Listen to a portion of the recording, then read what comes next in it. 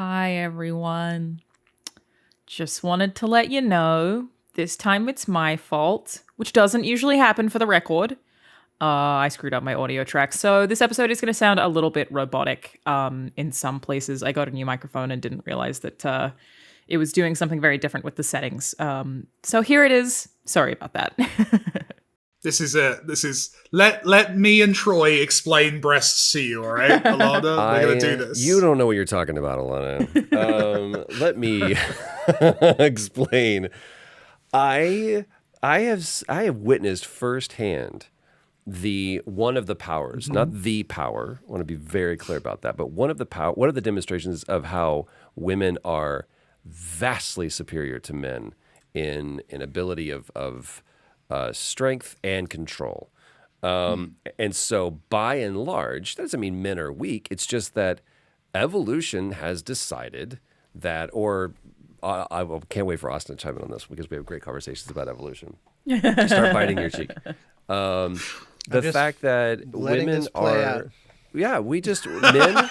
Flaring his Austin's bearing witness. He'll tire himself out and he'll just go to sleep. But no, by and large, like, men understand that we are just, especially in our 20s and 30s, we are so horrendously susceptible to the every whims and waves of whatever opposite sex, or whatever sex people have a proclivity towards. We'll just do anything for it, and therefore it becomes a threat. At some point, you're like, you're trying to weaponize that. You're like, no, it's just my body. Yeah, that's definitely the perception I have, is that, again, because it was before recording, people take having boobs as you trying to steal their money. Or so weird. Seduce them, when the reality is the boobs are just there. Yeah, it has It's nothing like to being do mad at with someone for having ears. On you. Yeah. And are just there anyway. It's not like I strap my boobs on and then walk out and I'm like, gonna ruin a And man's life. You have different boobs for different occasions, right? Yes. Different boobs for different objectives. Yeah, makes sense. Which is half true, because you wear a sports bra and they kind of disappear, and I do strategically do that sometimes. But okay. So if you want to Don't wear ever say strategically in boobs. That's the problem. you can make You it know what I mean? real flat in the sports bra. How else am I supposed to run, Troy? But you're saying No. that That's the not strategic. That's just practical. Okay, fair. That's fair. There's a difference, right? Yeah. I love that this is how we're starting. I also love that I know the kind of day that Mike has had by his choice of hair? beverage. Oh. What kind of day has he had? My hair is just lazy. It's going massive. Yeah, I had a very relatively chill day, so I had time to prepare the coffee. That's what you're saying, right, Troy? Is that what you're And then Austin's facial It's an hair. investment. I don't know. But you noticed, Alanah. That shows, like, normally you don't notice. Is that what you said a second ago? You made some comment. I started looking to see if I had a tech problem going on. No, it's that you have I'm less. all stubbly. You don't have none. You just have a lot less. Well, means because you we're shave. What'd recording. you do? Yeah, because we're recording later in the week than normal. There's Wait, you have a weekly shave? There's an almost There's an almost 2-week gap since I shaved. Normally, you would have seen me only a few days in, and you would have been like, "What prepubescent child has replaced him?" No, Because I look that way. This is not a show about judgment. We're here. We're your friends, Austin. Kinda, yeah. We love Mike you. and I both look Kinda prepubescent. we're your friends. Look how tall your hair is. Mine? Ridiculous. Your hair. Yeah, also, I've got all these people on my Twitter timeline who are basically thirsting over how you looked during the Game Awards. There was a tweet thread that was... I didn't There was see a tweet this. thread that was, how the fuck is Troy Baker 44? And all the replies were, what? And then somebody said the only way you could possibly be 44 is if you've made some kind of awful deal with the devil. Terrible Faustian What have you deal. sacrificed to make this That was happen? episode 10 of this podcast. Was the awful Faustian day. Absolutely. I must do all of the games. Yeah, Ryan White hit me up, and he was just there was like a single pump, just laugh. He was just like, ha, that Nathan Grayson fucked up that Troy Baker gets Nathan to look Grayson, like this at 44. Yeah. It's like, It's very good. I didn't do drugs. There you go. All right, future looks bright for me. Have not done drugs. you go. And on that note, hi That's everyone. all it takes. Are we going to do it Another that episode of soon? Play Watch Listen. Are we going to get into it? I guess Let's we do are. it. In the This is first 4 professional. minutes. This is great. Yeah. I'm I Alanah. guess you I'm a felt video it game stalled writer. out once we were excited about Troy being Troy. too Wait, pretty. you have to change your intro, Alanah. Get out of here. I to said I'm say- a video game writer. I do work for. Well, I don't technically have to do it, but sure, I work for Sony Santa Oh, Monica I thought you Studios. had to. Yeah, I thought No, you had to also. so I did also, and then I had to follow up with sort of legal, and I was doing it more than is necessary. I only need to do it when I'm speaking on something that Now is it's just posturing. direct. Showing off, yeah. Pure flex. That's why I don't want to do it too much. Because You're like at Starbucks, and they're like, what do you have today? And I you're am like, well, I'm a genuinely writer at interested. Sony Santa Monica. I am genuinely interested to see, like, some of the response to this is, like, people are already memeing it because I encouraged them to about how much I'm going to have to do the disclosure. Oh, my encoding overloaded. Come on, buddy. There you go. And it'll be interesting to see if the audience who demands disclosures from people I demand also ends disclosures. up being the audience who gets mad at me for saying it too much and accuses me of bragging or whatever. I'm like, I'm so interested to see if there's You an implying the overlap. internet might be hypocritical. I don't I get suspect it. so. Who is the audience of demanding disclosures? I love. I mean, that's love like the whole of like, Gamergate. You don't remember Gamergate? Which a lot of that part of it, I actually get. There are, like, I do think people don't disclose necessarily as much as they should. Certainly none of those people deserve death threats for it, but we should probably do a better job in a lot of cases. Well, But I they suspect, definitely used a good excuse at places. I agree, But I was yes. under the impression always that was like essentially a scapegoated. Oh, yeah, it's a mosque, minority. Yeah, Is that a exactly. word? Scapegoated? I love it. Probably. It is I'll now. accept It is now. it. He's coined it. Yeah. Henceforth, yeah. I'll allow it.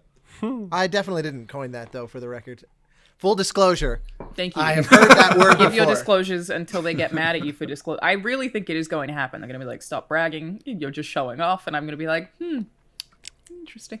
But we'll see. I do have. You need a beard. Take Austin's. on He it. does. He's not I have a using it hormone anymore. problem. You know that. I have my beard is shattered into a million pieces in the drain of my sink of 10 days ago. Well, you still have I that. do That not- is I one of do the not worst things people do. I do is not leave it. shave at the studio, so no. No, that makes sense.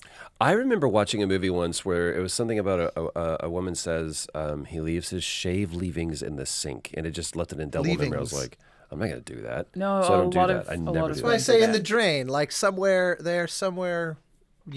the system. I put the cap on the toothpaste. I squeeze from the bottom. Yeah, but Troy, nobody ever worried that you wouldn't have like perfect kind of, yeah. hygiene etiquette. So Yeah, there's like, no- you don't even need to tell us. There's no We know. ambiguity there. Yeah. I think it's I- more realistic that Troy has a Pee Wee Herman style machine that just operates on all parts of him at all, like in one go. You know? I think it's all one piece. Look at my hair. I think it's Look like. at it Oh wow! Look at it go. And it comes back. I thought it was hairspray. It's- How's Get that back, work? you son of a bitch. I'm pretty sure it's attained sentience. I really Johnny Bravo, thought it was everybody. hairsprayed. No, it's yeah, I not. thought so too. This is leftover from last night. Guys, there's not much happening. It's just I finally got a haircut. That's what you're seeing. Actually, I was able to- No, we're seeing like 7 inches of hair above your head. That's what we're seeing. It's just quaff. there's a Did any Quaff of you is an see? accurate no. You're term. right. It's nothing. Yeah. I know this is like something that I find very interesting that I don't know if other people do. FIFA for either bunch of FIFA people 21 find or for FIFA. the update of FIFA 20 have changed their hair physics to some kind of like strand-based hair physics. And I've always found hair physics in video games to be really fascinating because I know they're really difficult. I had blows a meeting with wind. someone at the at Santa Monica Studio who works on physics, and I was just like, tell me about all of these things because this is amazing. And he was like, really? And I was like, genuinely, anytime you want to explain physics to me, I love it. Glass breaks and vaults too, right? Those are super. I understand that glass breaks and vaults because there's a lot of physics involved in both of those things, making them look realistic. Like the vaults in Uncharted 4 were supposedly like, or Watch Dogs apparently had really good vaults. I remember Bruce Straley going, "Oh man, those vaults look so good." I went, "What?" It's the vault. Somebody, when Last of Us Part 2 came out, I remember seeing a tweet from somebody that said something like, "This should win like art direction or tech of the year for the." There's a shot from behind I think it's Dina helping Ellie take off her shirt, and it's like the way just the shirt is perfectly behaving like a real shirt over a human body as it comes up off over it was like, astonishing. Yeah. That's people you don't see it because it's so normal and mundane, but the tech involved is truly next level. Also, here's what's crazy about that. That is a vest made of rope with no markers on it. So what they're actually watching is there's 4 cameras typically on a set that are there to just kind of be video reference, vidref. All good. Are you hearing the talking in my building? Is that what it is? Oh, are they fighting? Is that the couple? Are they fighting? Is that the fighting couple? I don't Please think bring so. them on. I think unrelated. Yeah. Let's get them in. Let's get them on the show. What Let's were fix their this. names? Daphne and Craig? What are their fucking names? That seems right. Yeah. Sure. Sounds about right. But they Daphne and Craig, the rejected Ravel ballet. So like the backpack is a rope with a netting on the back that has weight to it, and like shirts and stuff like that are basically just ropes that I find their conversation vastly more fascinating than my own right now. Oh my God. I take that personally since I got us on this subject Yeah, too. I just want to know if they're going to break up.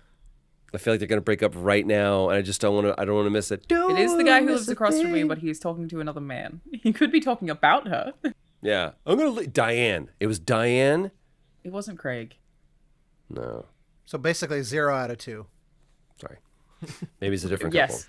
But anyway, it's to me what's fascinating about the fact that you noticed that is all of the different steps that it takes in order for that to become a real thing. That means that someone has to look.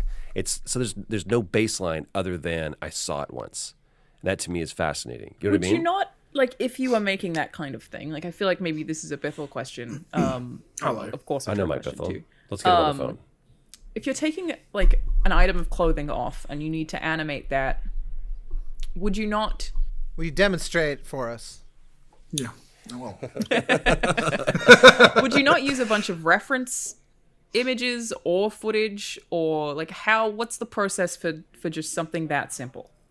So, well, it's a tough one because it genuinely, like, it's not done usually because it's just such a complex physical, like, interaction. Because the problem with any physics is it's always simplified in a computer. So when you're throwing a rope around in Last of Us, if you look really closely at the rope, and it is great, the rope in Last of Us 2, but if you look closely, you can see it's made of like little rectangular pieces, right? You can see the polys, and low poly. You can see, and that's because it's really expensive to do physics, so you try and cut things down to like very simple versions. When a character's ragdolling, it's like a sphere on a cylinder, ultimately, with graphics drawn on top of it, but ultimately the physics are very simple. The problem there is if you're doing it with clothing, if you think about how many points of contact a piece of clothing has with your body, that if it wasn't a high resolution physics object, it would just clip through. And we've all seen like the Assassin's Creed style bugs where things are just like clipping through surfaces on bodies and stuff. So what I suspect with Last of Us 2, but I didn't work on it, so I have no idea.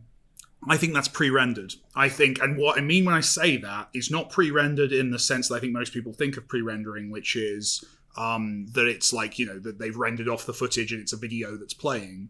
I mean the physics is pre-rendered, because what you can do is you can run a physics simulation slowly on a very, on a really impressive computer, save off the motion of all of those points, similar to making mocap, but make physics mocap in a computer essentially, and then you can bake that back onto the surface. I think the most kind of well-known example of this was in, I think it's in one of the episodes of Half-Life. You see like a bridge explode, and it turns into 1,000 pieces.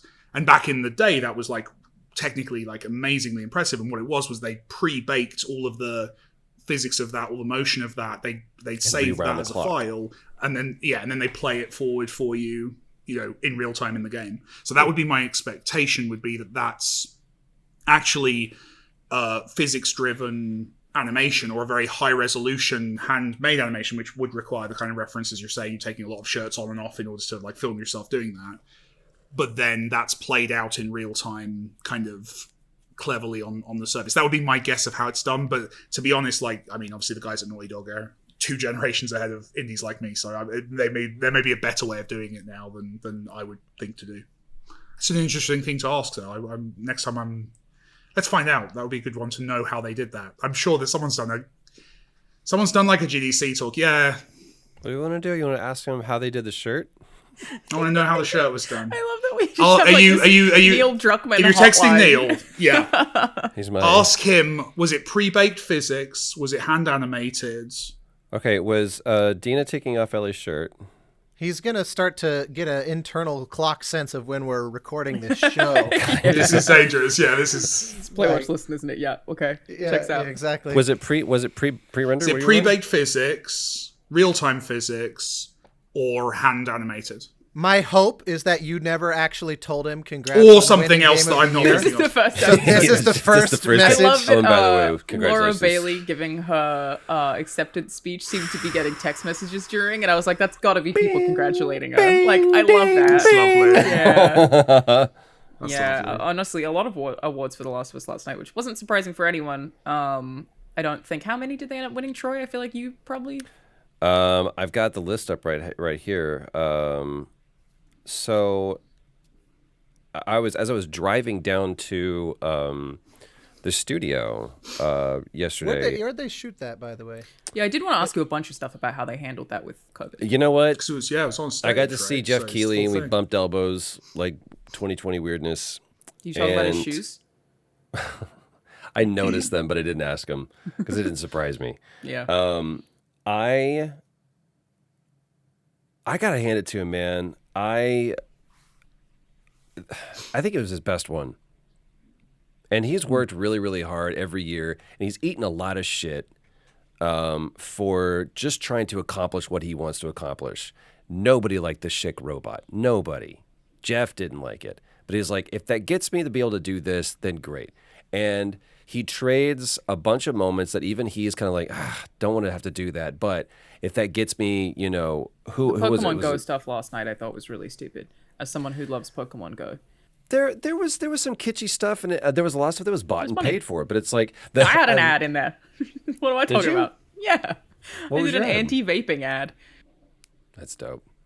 I would have signed not up for see that that. too, as someone who used to vape. Suck a robot's dick, as Colin Farrell put it. I walked in and I see he's using digital scrims, which I've only seen used on a show called I missed right before. You're gonna have to catch us up on what a scrim is, Troy. Sorry. So a What's scrim is a theatrical thing, and it's normally it's just like a piece of material that is used to kind of either like it could be like gossamer white, so it's like obscuring some Right. backgrounds, or it's like, or you can use like to bring a low, if you don't want to do, it's kind of like what Mike's talking about doing as far as like there's some backgrounds or whatever that don't need to be super either interactive on a theater if they're doing it in the thrust. So you can just like do like, you know, Florence in, you know, or Verona, you know, in as a scrim, and then the balcony would actually be something that's practically built. right. So there was a show called Cages, that had a cast of dozens, but there were only 2 people on stage, and I think they that really used- caught both of us by substantial surprise. I mean, we both kind of went in. Austin and I, it was our date night, and we went in to see that, and I was like, this is probably gonna be shitty because it was like it's immersive theater. Felt very off Broadway going in. You Yeah. know, where you're like, this is all power to them. We hope for the best. I've never seen a play I didn't like. I have. Sounds like you have discriminating taste. That's the wrong way of phrasing it. I've never been to the theater to see a play and not enjoyed my experience. Would be a more accurate way of saying that. I've never not enjoyed the experience of watching a play at a theater. I've thought some of the plays were bad, but I've always enjoyed going to do That's a it. great. way It to definitely say that. elevates, doesn't it? It definitely feels because of the energy of Spectacle, the like, crowd, films. like the, Yeah. the set design. I always anyway. That was massive. Could go Oh, on. did I get that right, tangent there. Austin? There was 2 people on stage. That's it. I think so.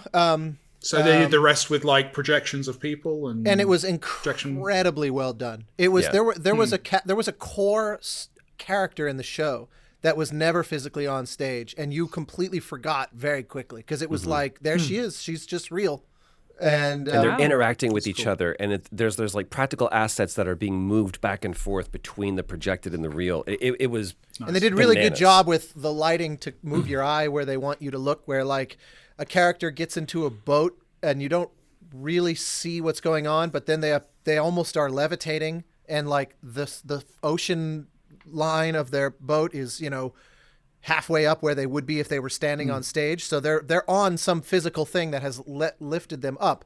But they just transition seamlessly, and Game design tricks. Dude, I was going to say, like, I'd love to see this done with like interactive real-time characters and stuff. That'd be we awesome. immediately, first of all, we found a place that makes incredible tacos. That's right. I miss those tacos.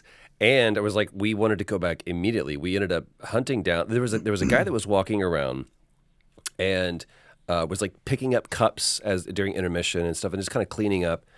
And I was like, "Hey, man, do you know like anything?" He goes, "Yeah, this is my show. I'm one of the producers on it." I was like, "What?" He was like, "Yeah, you guys having a good time?" We're like, "I have so many questions." And I was like, first of all, how much of the music? I can't believe that I asked this question over Austin. Is like, how much of the music is live versus somehow being piped in, pre-recorded, whatever. He goes, it's all live. Yeah, that was the other thing worth mentioning is the show is essentially a musical, and very produced. That's the thing. That was what made that so surprising. Is it was not like a guy on a piano and singing. I mean, it was like think of you know a modern pop song that has where you could just hear just 1,000 hours worth of production to it had a very musically it had like a very Hedwig kind of feel to me. Very it's fair. Do you guys know what this is called? I feel like we should be crediting whatever this is. It's called Cages. And I don't know what happened to them because they were we saw it kind of early on. Austin found these tickets and he was like, we're going to the show. And I was like, okay.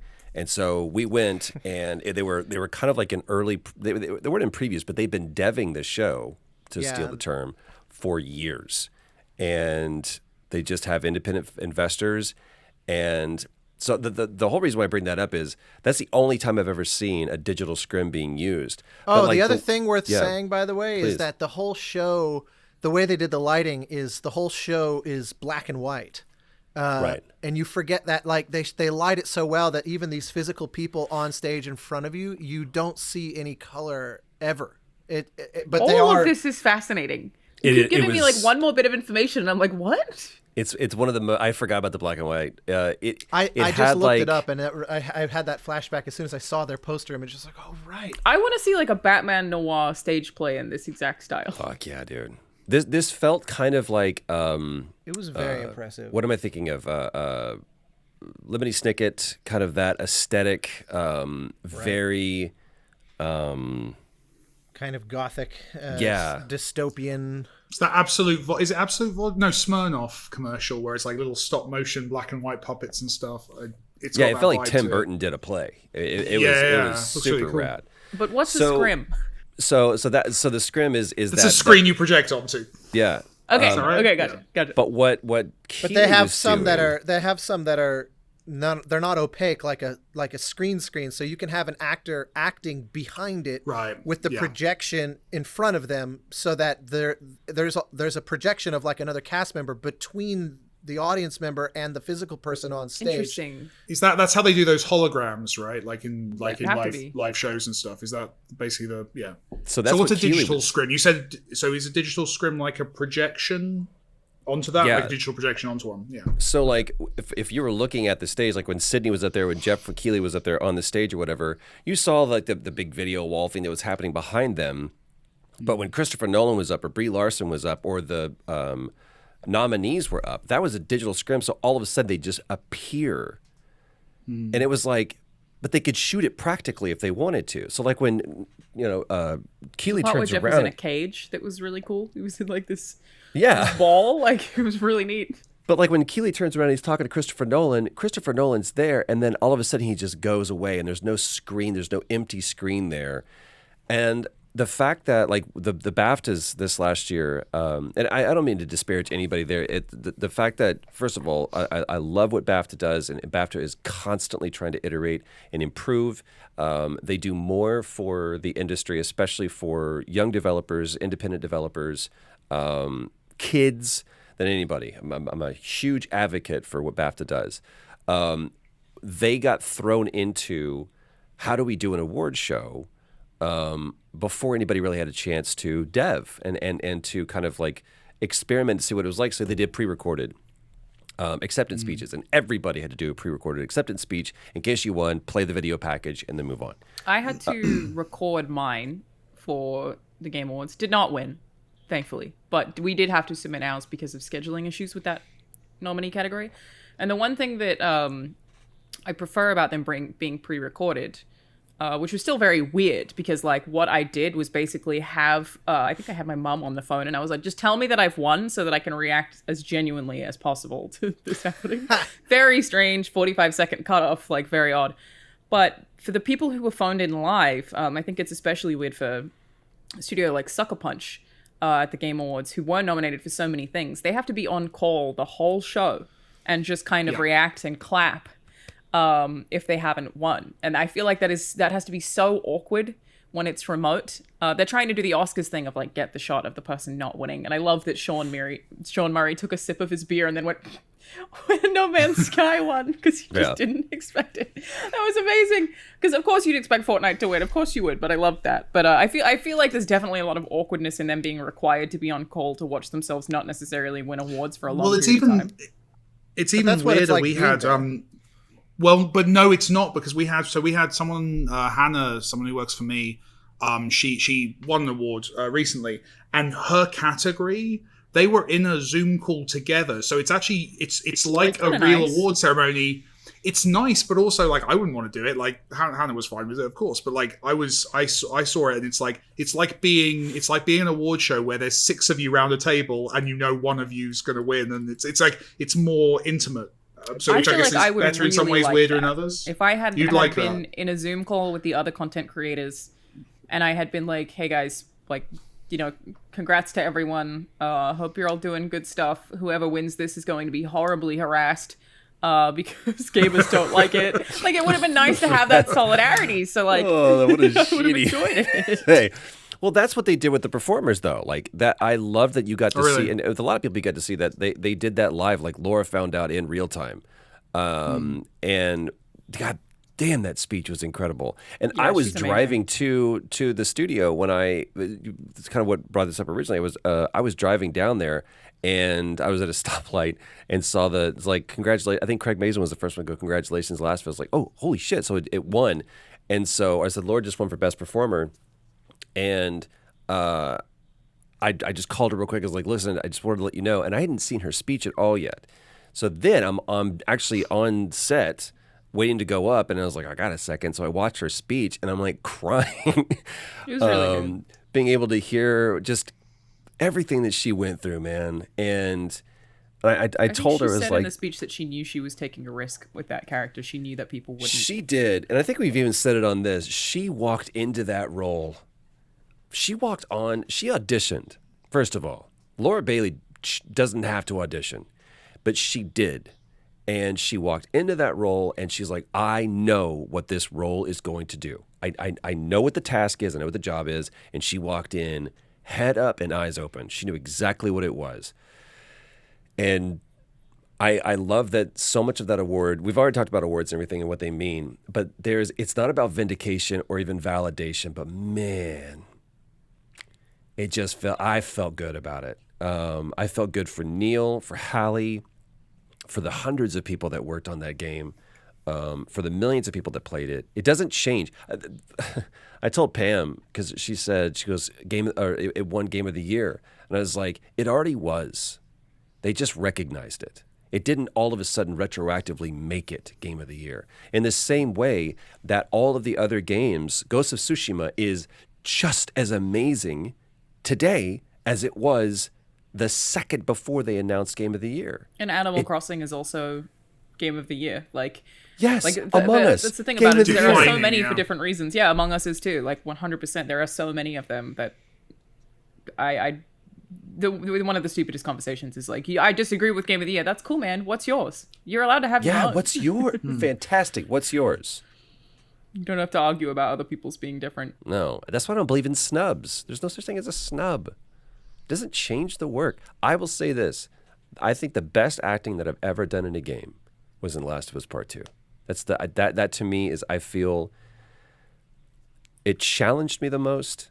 And I feel it just for what it's worth, I felt really, really proud of my work. Not a single nomination, and it doesn't fucking change a thing. That's the beauty of awards. I said this in a video, but edited it out, that I felt like you should have been nominated because I've said to you before, like the stuff that you specifically did in The Last of Us Part 2 broke my heart so hard. And as someone who talks to you for an hour every week, at no point did I ever think, oh, it's Troy acting. At no point did I think that, you know?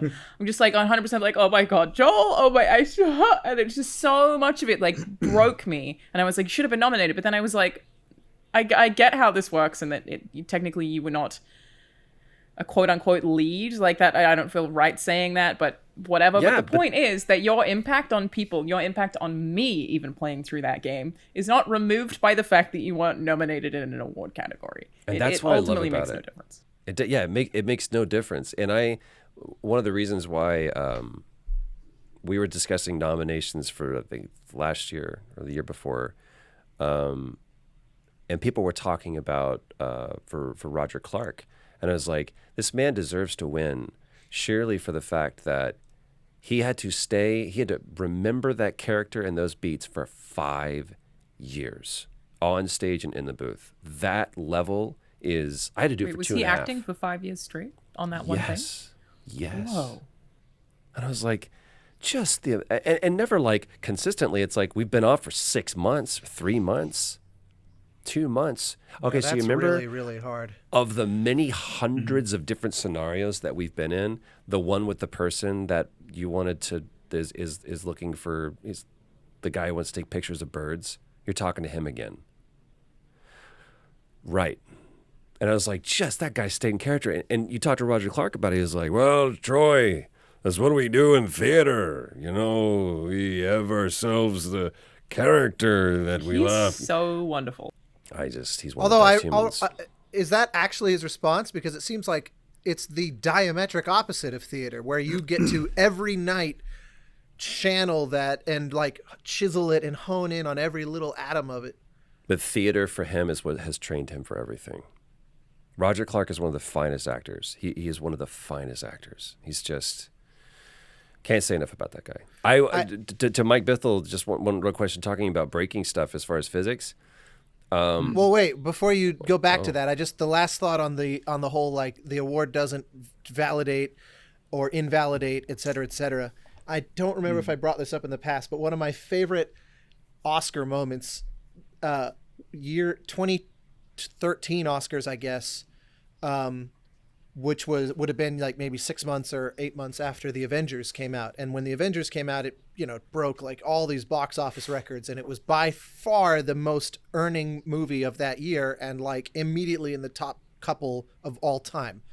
And so then someone gets up to give to intro a segment or bring on somebody at the Oscars, and they're like, this last year also saw some major records broken. The Avengers has become, the highest grossing movie of all time, as enshrined tonight by the Oscars for their 2 nominations for sound mixing and visual effects or something like that. Best craft services. Because when you talk about a snub, no Oscar love for the movie, typically speaking, with occasional exceptions.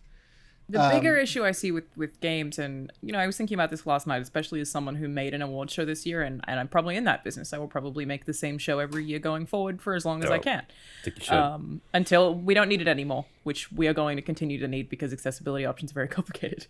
I was like, this show, nobody can make this show better than Keeley, or they'd be making it and better than Thank Keeley. you. That's kind of where my head is at now. Is like, it's so hard to do this stuff, and I know that. Like, it's very expensive in ways that you would not expect. Like, just the expenses that just show up, and I'm like, I didn't realize that would cost me $1,000. Is just like wild, and like, no one can make the show better than Keeley. Is that why you cut your Abbey Road Orchestra? Exactly. Just the 20 grand was just a bit much. Like, I'd like to go home next year, and flights are really expensive. I just have to weigh it up.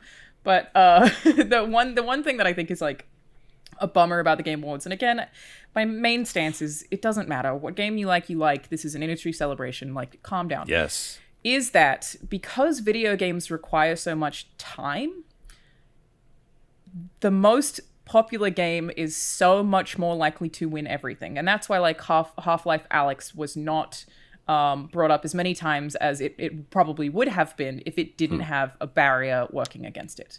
There are games of hardware and thus popularity for that one. Sure. So because people can't, and you can't make the jury play all these games. It's not their job. You can't force them to play these games. They don't get paid to do it. And they don't submit things like the Oscars do. And I don't want it to be like the Oscars where they pay to nominate things and then they submit a selection.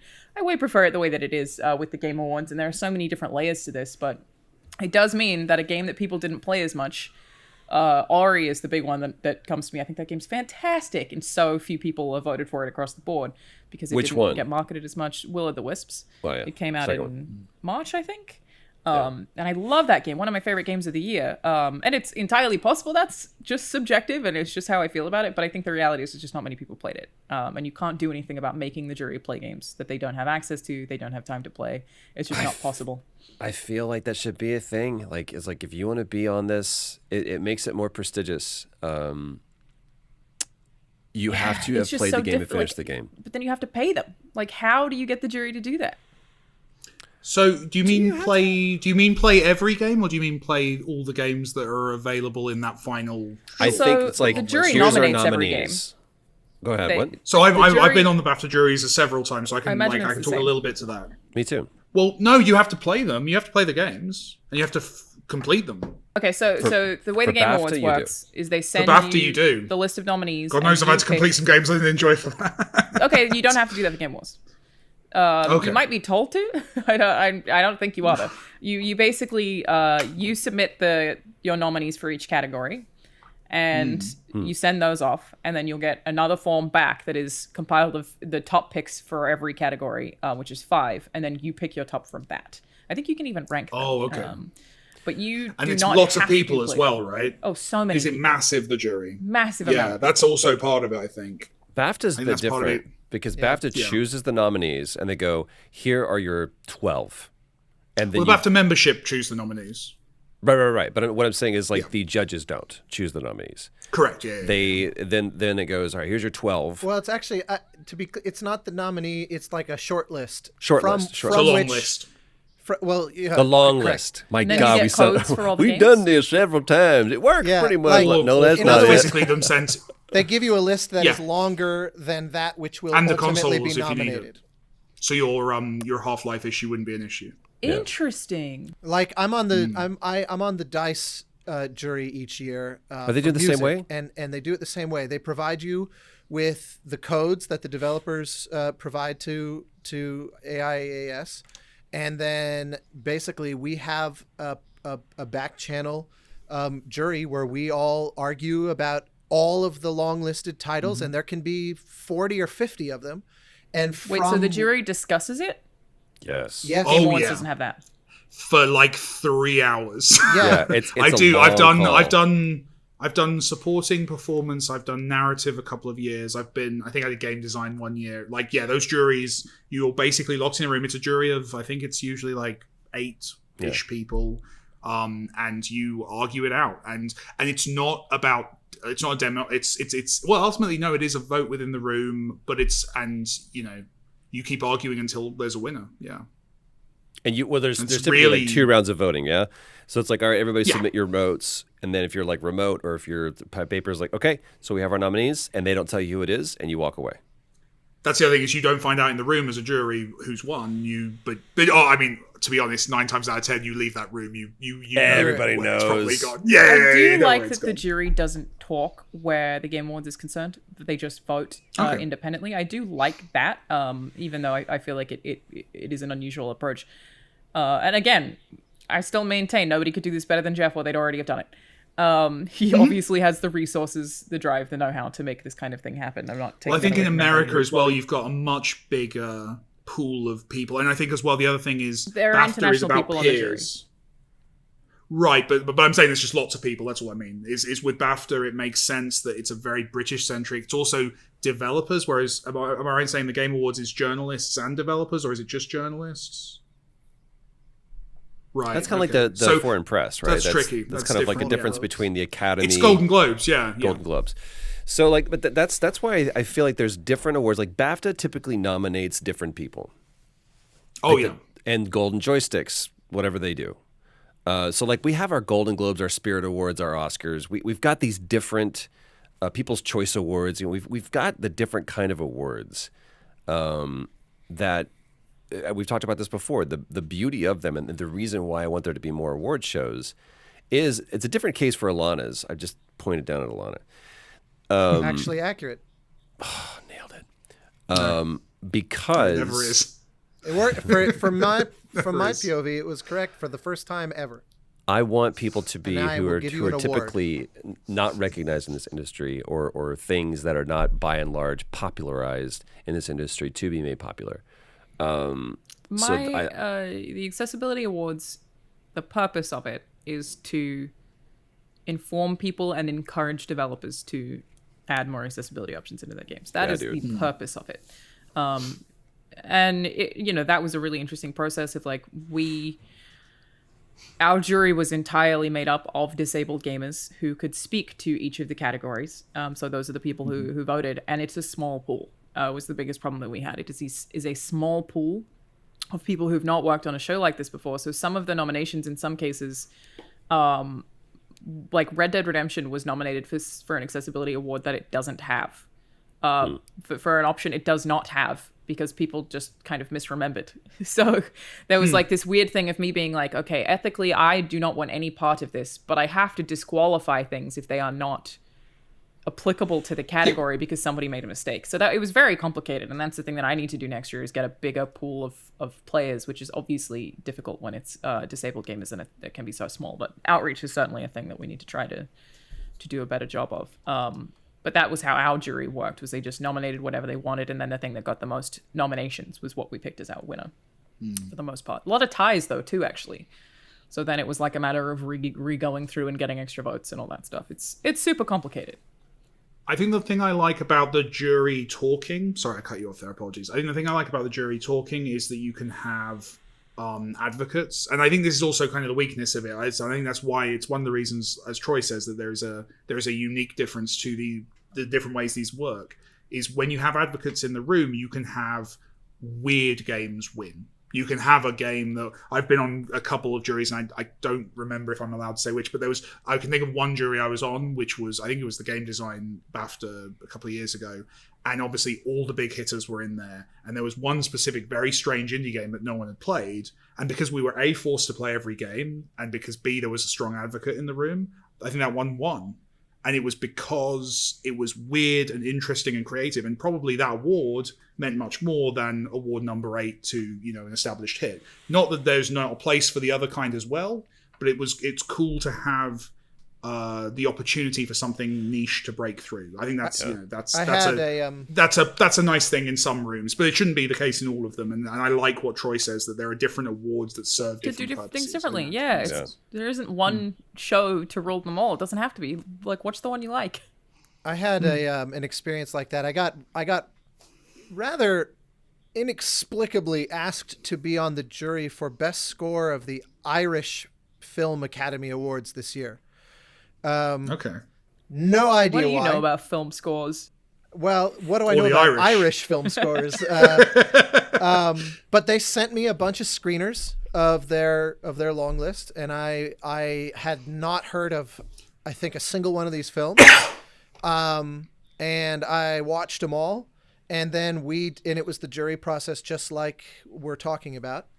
And I went in there like with my list sort of figured out, and my list completely changed as a result of the conversations of our discussion. And one of the biggest reasons why was that, there was like a few, English folks on the panel, a few Irish folks. I was kind of the token American.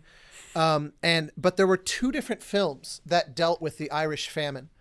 And they had the opposite tone of each other. One was very dour and heavy, and one was very almost fantastical, and surreal in a way.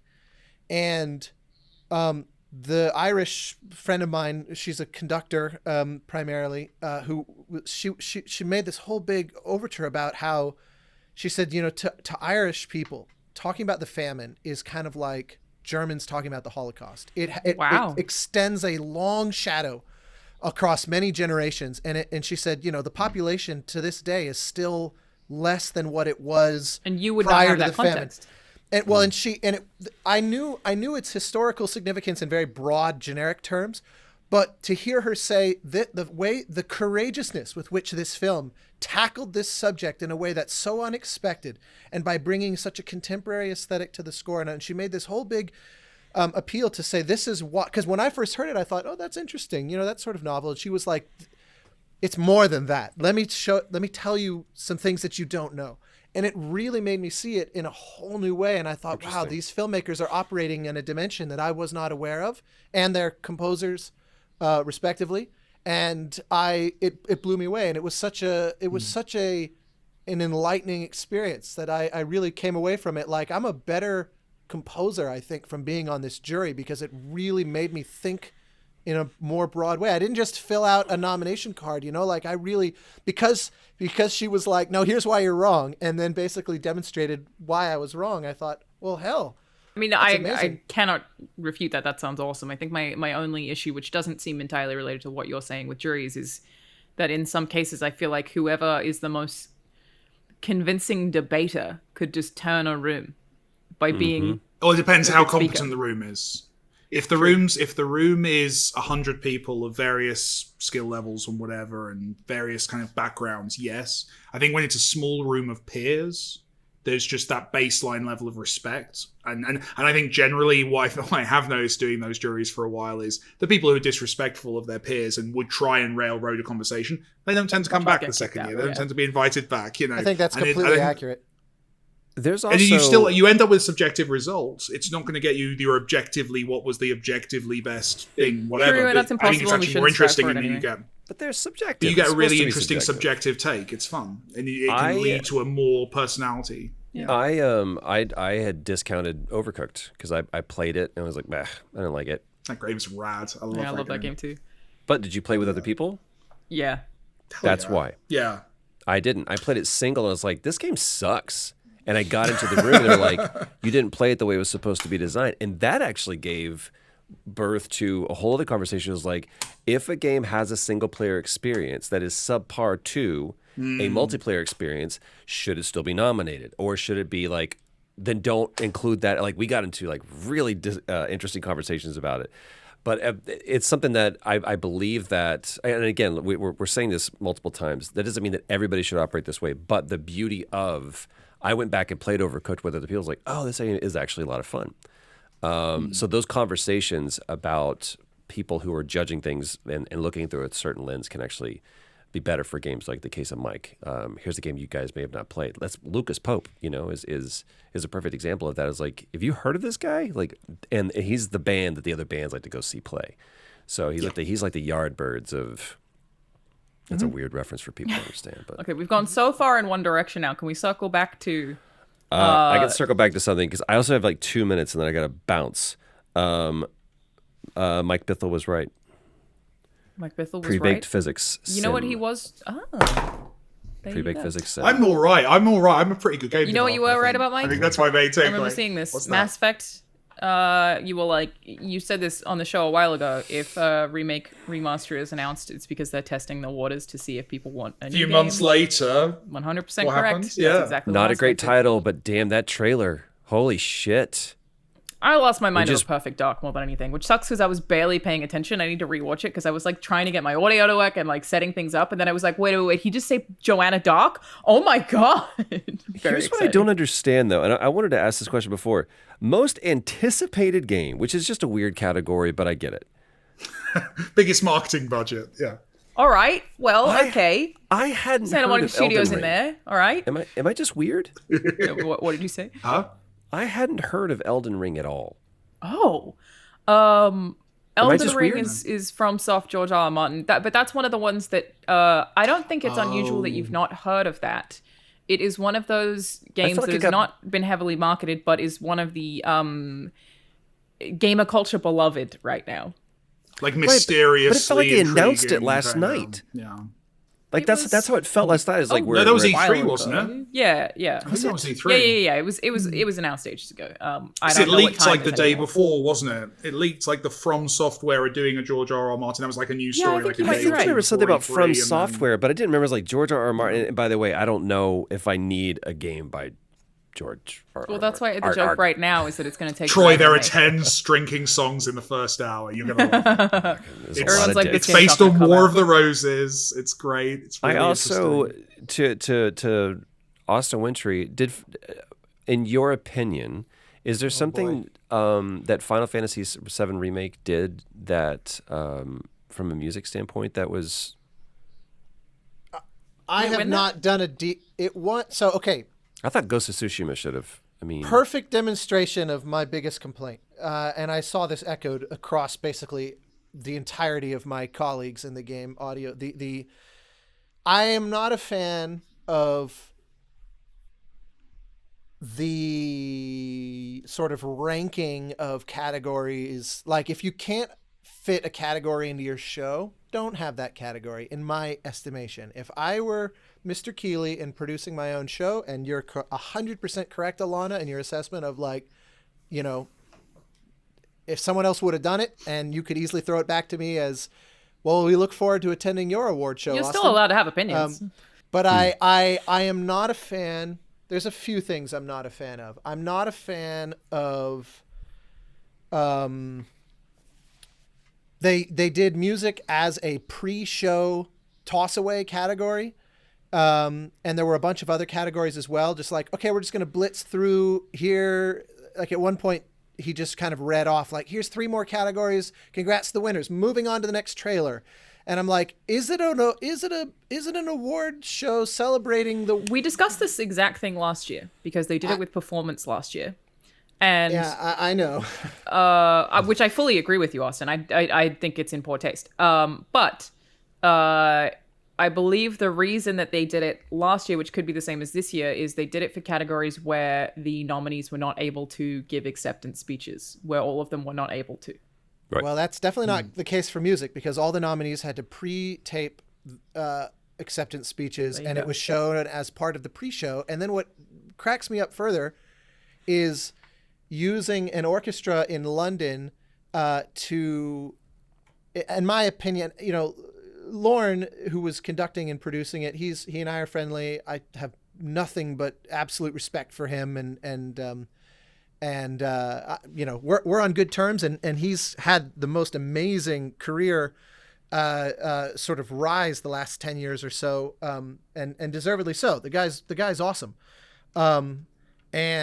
We had some friendly jousting back in the day when Journey and Assassin's Creed 3 were kind of nominated against each other repeatedly. But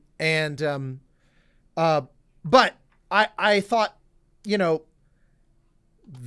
to rearrange so heavily both the Hades music and Doom Eternal music as part of the Overture. the sort of Game of the Year nominees, to make a musical declaration about the Game of the Year nominees, and to change them so far from what they are as a way to flatten it so that every piece kind of sounds the same. I was like, boy, I'm not on board with that. And on top of that, the fact that the orchestra, they go to the trouble to have an orchestra at Abbey Road, no less. It's like, in a way, I'm like, that's cool. You're embracing the remote nature of the award show. So why not just fucking go to Abbey Road?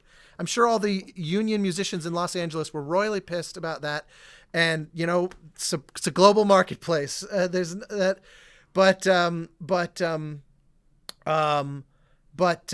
so, you know, fair enough. I enjoy the P.T. Barnum aspect of Jeff Keighley and, like, putting on a spectacle. To me, that's show business. Like, totally get it. I think it's awesome, actually. I admire someone who really can put on a show.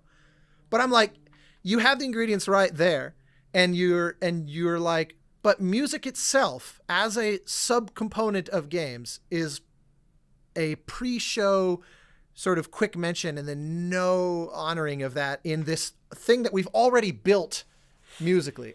To me, I don't understand the calculation. I saw a lot of people in my community going, way to make music look so unimportant compared to other categories, especially highlighted by the fact that you went so far down the music rabbit hole in other ways. And I get it. I'm like, yeah, I don't disagree. But how do you feel about Final Fantasy VII winning? Well done. Well done. I completely forgot that. That was the question.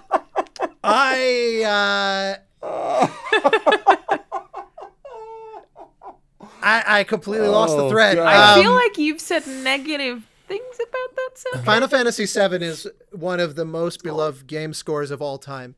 And what I haven't spent a hell of a lot of time learning about what went into the remake musically.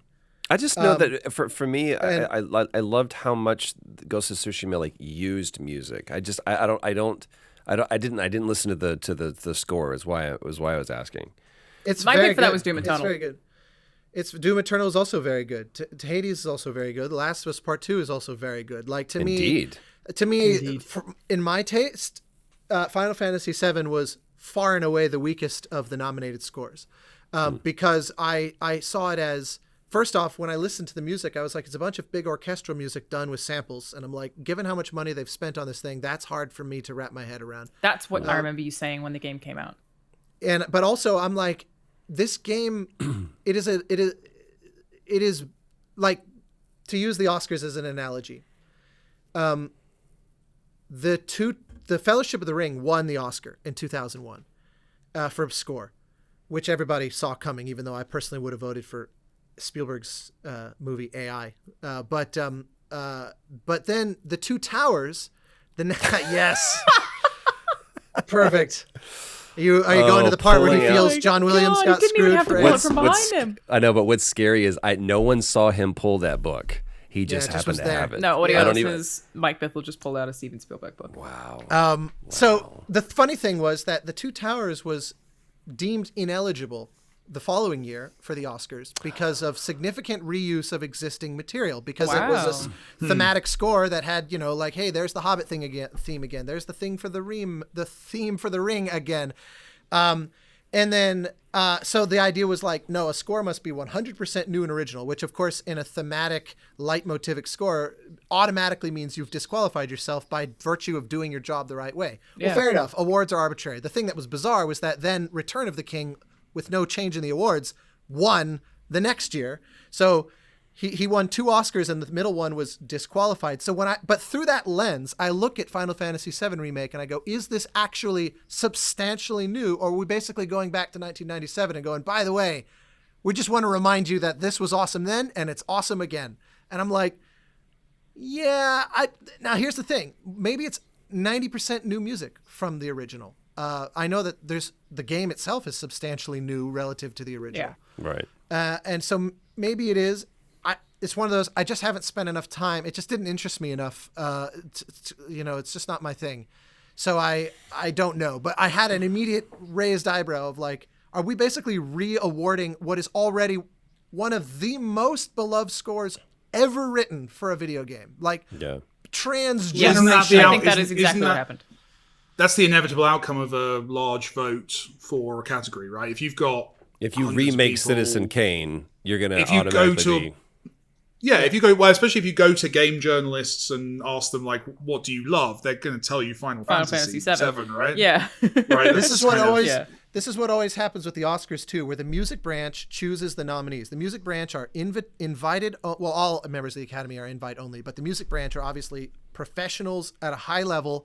There are people who have in fact, Gustavo Santaolalla told me personally, he had to win the Oscar twice to be invited in to actually be a voting person in the Academy. So it's a selective operation.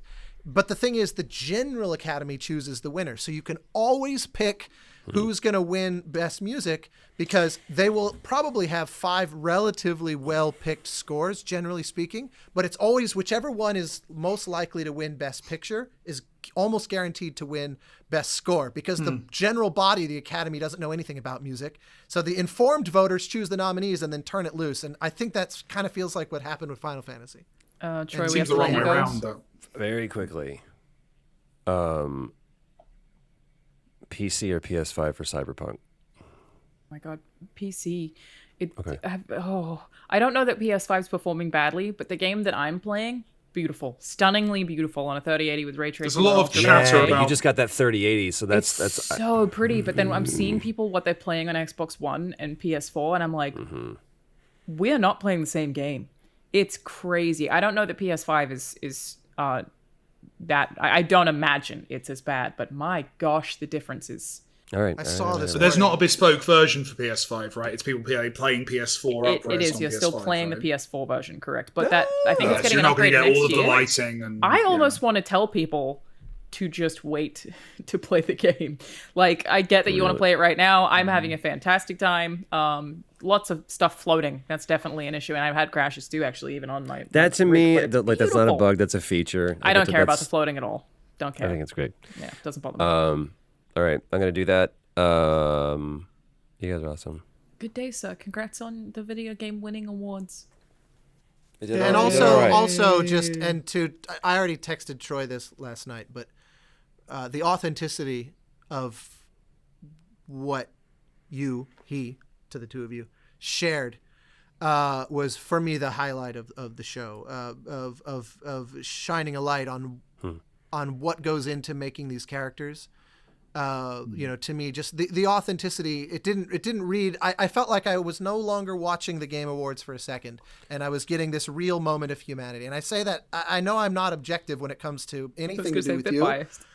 Yeah, I fully acknowledge, and I love the game, and I have Show's totally nothing but biased. admiration of Naughty Dog and Neil, and I there's a million reasons why I'm this not an objective assessment, but it still stood out tremendously for me as like, oh, I'm not being sold something. And I don't want to sound super cynical, but I'm very much aware of that the whole time I'm watching. And then pause. Here's something that showed that these people really cared quite a lot about what they were making. Okay, pause that. Back to the salesmanship. There You did a was great job, Troy. thank you. When Jeff approached me, he was like, "Hey, are you cool? We've got Eddie Vedder, and Eddie I think was originally going to be live to do that." And then just circumstances being what they are, wasn't able to. He's like, would you be cool with presenting? And I was like, yes, let me check with Neil. I just want to make sure because I already knew how much that meant to Neil. And so he's like, we'll have a script for you. I was like, can I write my own? He's like, yeah, you've done it every other year before you've done this. So sure, go for it. And so I said, I want to write this with Neil and make sure he was cool with that. And what was most important to me is not so much about me playing that song. But that moment was crafted by Neil, and the fact that the fact that Joel played guitar was something that Neil gave to me to make Joel and I put a little bit of me into Joel. And the whole comment about Ashley being an astronaut, that's true. She's like, I don't know, I'm an astronaut, and said it as if like I would have gone into sales. And so that's where that comes from, Ellie. So that's a little bit of Troy and a little bit of Ashley in Joel and Ellie. And Yeah, I loved it. the beauty of that moment is him saying, this is a song that I play for my daughter every night. And the fact that Pearl Jam is his favorite band, Eddie Vedder is just like an idol to him. And the fact that was a win for Naughty Dog, yes, but it was also a win specifically for Neil. And after all the shit that he's gone through for the last several years, and specifically this year for that game, he even texted me back. He's like, do you think it's too much about me? And I was like, absolutely not. Calm down. So I was great to shine a light on him for that moment, because that moment exists. And it was such a moment of sincerity because Jeff allowed me to point that out. And that moment is sincere inherently because of what Neil gave to Ashley and I. So with that, I bid you guys have a great weekend. And I'll talk I to you actually next week. also have to go, so maybe we just wrap Okay. up the show here. Yeah. I Wrapping technically up, never got to everybody. do the intro, so thank you everyone for watching Play, yeah, Watch, yeah, Listen. I'm Alanah. That's Troy Baker, video game actor. That's Mike Fithel, video game director. And that's also Witchery, video game composer. I just want to let everyone know ahead of time, it's not next week, but we are skipping the week of Christmas, so there will be no episode on the 25th. So that we can kind of have a week off, but there'll still be, our last That's episode fair. for the year will be the 18th. Yeah. So we will see you next week. Bye.